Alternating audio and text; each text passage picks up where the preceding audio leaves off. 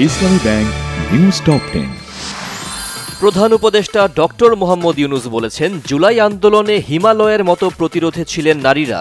গণ অভ্যুত্থানে সামনের সারিতে থাকলেও সামাজিক অনেক ক্ষেত্রে নারীরা পিছিয়ে। নারী শিশু বিষয়ক মন্ত্রণালয়ের উপদেষ্টা শারমিন মুর্শিদ জানিয়েছেন, নারী নির্যাতনের বিরুদ্ধে সচেতনতা বাড়াতে বিশেষ কর্মসূচি নিতে যাচ্ছে তার মন্ত্রণালয়। আন্তর্জাতিক নারী দিবস উপলক্ষে রাজধানীতে জাতীয়তাবাদী মহিলা দলের শোভাযাত্রা।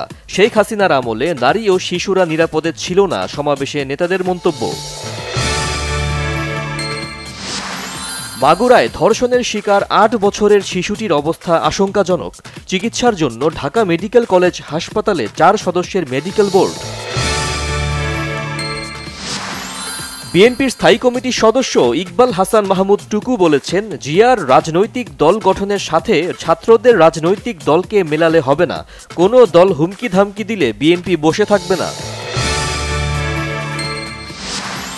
2007-8 সালে সেনাবাহিনীর কিছু লোক বাংলাদেশের রাজনীতিকে ম্যানিপুলেট করার চেষ্টা করেছিল, জানিয়েছেন সে সময় ঢাকায় নিযুক্ত মার্কিন কূটনীতিক জন এফ ড্যানিলোভিচ। রাজধানীর বনশ্রীতে ব্যবসায়ীকে গুলি করে স্বর্ণ লুটের ঘটনায় 6 জন গ্রেফতার। স্বর্ণালংকার ও একটি অবৈধ অস্ত্র উদ্ধার, জানিয়েছে ডিএমপি কমিশনার। রাশিয়ার ব্যাংকিং খাতে নিষেধাজ্ঞা দিতে চান মার্কিন প্রেসিডেন্ট ডোনাল্ড ট্রাম্প। সামাজিক যোগাযোগ মাধ্যম ট্রুথে দেয়া পোস্টে ট্রাম্প এ হুঁশিয়ারি দেন। জার্মানির বিমানবন্দরে 24 ঘন্টার ধর্মঘটে বিপাকে 5 লাখের বেশি যাত্রী। বেতন ভাতা বৃদ্ধির দাবিতে এই ধর্মঘট পালন করছে বিমানবন্দর কর্মকর্তা ও কর্মীদের ট্রেড ইউনিয়ন।